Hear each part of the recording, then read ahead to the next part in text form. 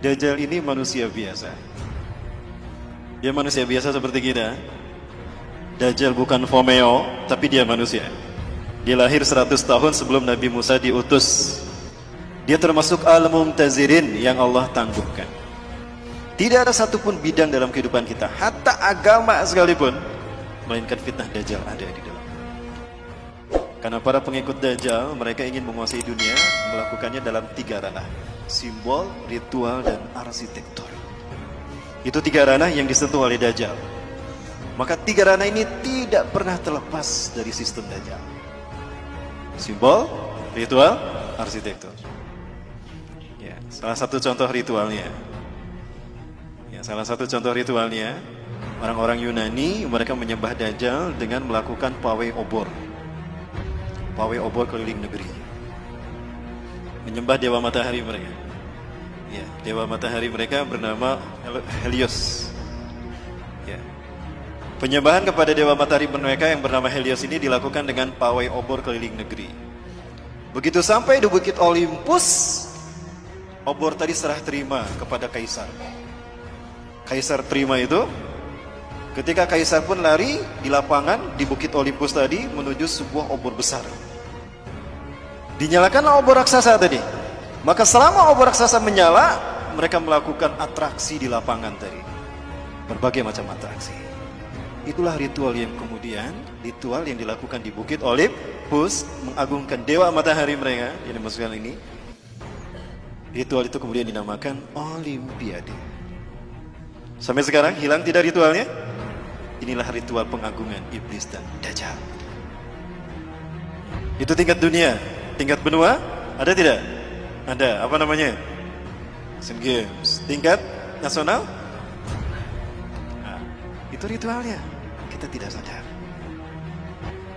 Dalam bidang arsitektur, banyak dalam berbagai bidang, dalam berbagai bangunan, apalagi bangunan ibadah. Tidak terkecuali masjid, ada simbol Dajjalnya. Kami di Jawa Barat sedang menghadapi. Kenapa demikian? Karena banyak masjid yang bersimbolkan Dajjal.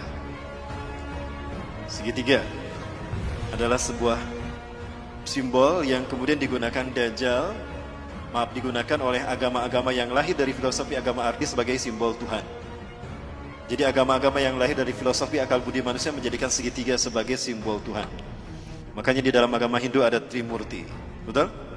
Di dalam agama Buddha ada Tridharma, kitab sucinya Tripitaka. Di dalam agama Kristen ada Trinitas. Nah, segitiga inilah yang kemudian digunakan Fir'aun untuk menunjukkan eksistensinya sebagai Tuhan. Kita tahu Fir'aun mengaku Tuhan. Wa ana rabbukumul a'la. Itu kata Fir'aun di hadapan Nabi Musa dan Harun. Maka dia bangun sebuah bangunan yang dilihat dari 4 arah mata angin, 4 penjuru mata angin itu sama, segitiga. Piramida. Firaun membangun piramida untuk menunjukkan kalau dia Tuhan, agar dunia mengetahui eksistensinya sebagai Tuhan. Dan yang diperbudak sebagai tukang batu saat itu adalah bangsa Yahudi. Tukang batu bahasa merekanya adalah mason. Ya, mason. Allah mendengar doa kaum Bani Israel yang diperbudak oleh Firaun selama berabad-abad. Maka kemudian yang diperbudak sebagai tukang batunya adalah bangsa Yahudi Bani Israel. Mason. Mason itu artinya tukang batu. Ya. Allah mendengar doa mereka. Allah tenggelamkan Fir'aun di Laut Merah. Maka kemudian mereka merdeka. Mereka tidak lagi dijajah oleh Fir'aun. Tapi mereka tidak melupakan posisi mereka sebagai tukang batu yang diperbudak berabad-abad. Mereka tetap akan menyandang diri sebagai tukang batu. Tapi tukang batu kali ini tukang batu yang merdeka. Kalau dulu didedikasikan secara paksa kepada Fir'aun, maka sekarang didedikasikan untuk Tuhan yang mereka tunggu. Jadilah mereka tukang batu yang merdeka. Merdeka bahasa Inggrisnya apa? Free. Maka lahirlah Freemason. Dari situ sejarahnya. Tadi sudah kita bahas bahwa segitiga adalah simbol Tuhan dalam filosofi agama Ardi. Maka Tuhan digambarkan dengan segitiga. Siapa nama asli iblis? Azazil. Nama asli iblis itu adalah Azazil. Bagus namanya, itu dari Allah. Azza yang dimuliakan, yang dimuliakan. Il Allah. Azazil yang dimuliakan Allah. Dia marah sama Allah karena tidak terpilih sebagai khalifah di muka bumi. Dia marah sama Allah. Maka dia nggak mau sujud ketika Allah perintahkan dia sujud kepada Adam. Dia masih Allah izinkan tinggal di langit, Bapak Ibu. Dan dia gunakan segitiganya ke bawah. Ini buat iblis. Dia ingin menjadi Tuhan bagi manusia dan dia mengarah ke bawah, ingin menguasai dunia. Dan dialah sesungguhnya yang menguasai bumi. Dari langit dia awasi bumi. Di bumi ada Dajjal yang sama-sama ingin juga mengaku Tuhan, sama juga mengaku Tuhan sebagaimana iblis. Dan sama-sama dilahirkan di negara yang Allah binasakan lewat malaikat Jibril. Sama-sama diurus malaikat Jibril dan sama-sama ditangguhkan ajalnya sampai hari kiamat. Menjelang hari kiamat. Dajjal nama aslinya siapa? Kalau ini nama aslinya Azazil. Kalau Dajjal nama aslinya Samiri. Kenapa Dajjal nama aslinya Samiri? Karena lahir di Samirah. Samirah, Palestina.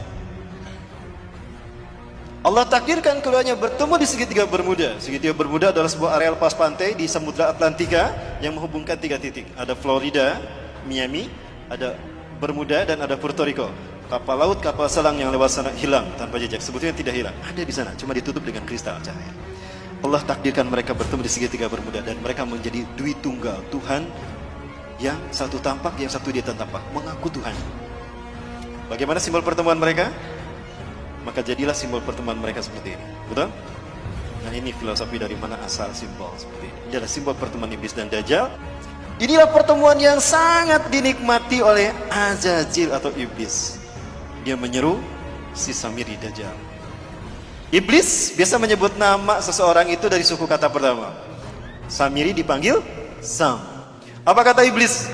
Hari ini adalah hari yang aku tunggu-tunggu sejak aku diturunkan dari surga ke dunia, di mana aku dipertemukan dengan saudara kembarku.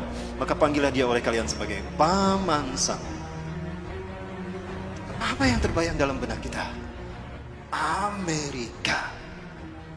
Ini jawaban kenapa Amerika selalu ikut campur urusan negara di seluruh dunia. Dan kenapa veto Amerika mengalahkan veto The Big Five yang lain. Dan kenapa Amerika selalu ingin menang sendiri dan mengaku sok polisi dunia. Bukan Amerika yang ditakutinya, tapi who was behind American. Siapa di belakang Amerika? Siapa di belakang Amerika? Lihat set plan tata kota Amerika. Dan lihat mata uang Amerika. Dan ini terkait dengan ritual ibadah kita. Kenapa? Karena simbol-simbol ini banyak muncul di masjid-masjid. Bukan hanya di masjid, di gereja. Saya bisa tunjukkan satu-satu. Dan bukan hanya di Indonesia, di seluruh dunia. Kenapa tidak ada di tempat penyembahan? Karena iblis dan Dajjal ingin manusia bukan menyembah Allah, tapi menyembah kita, menyembah mereka maksudnya. Nah ini Bapak, kita sudah mulai membedah teka-teki itu kan? Satu persatu. Nah sekarang Bapak Ibu, saya ingin menunjukkan konspirasi iblis dan Dajjal sudah sampai pada penterjemahan Quran. Baik, saya minta yang hadir di sini buka Qurannya semua. Yang bawa Quran, buka Quran surat ke-7 Al-A'raf ayat ke-16. Saya ingin buktikan kalau ini ada konspirasi dalam penterjemahan Quran, konspirasi Yahudi. Dan saya harap Bapak Ibu bisa melakukan kritisi kepada Departemen Agama. Silakan yang di HP pun juga akan saya tunjukkan Bapak Ibu. Di HP pun ternyata ada yang benar, ada yang salah terjemahnya. Sakit dibasahkan Mas. Iblis menjawab, karena engkau telah menyesatkan aku, pasti aku akan selalu menghalangi mereka dari jalanmu yang lurus. Bedakan menyesatkan aku dengan menghukum aku tersesat. Kalau kata-kata iblis karena engkau telah menyesatkan aku, berarti iblis sesat karena ada yang menyesatkan, betul? Siapa yang menyesatkannya? Seolah-olah Allah yang menyesatkan kan?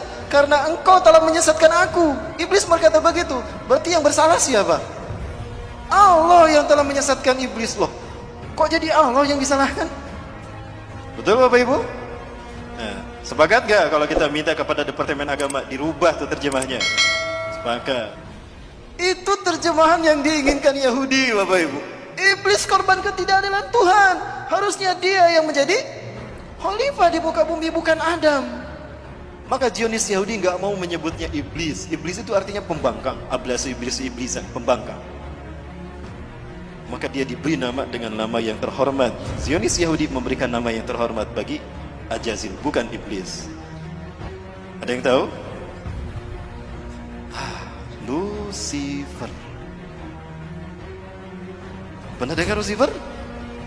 Maka para pengikut iblis disebut Luciferian.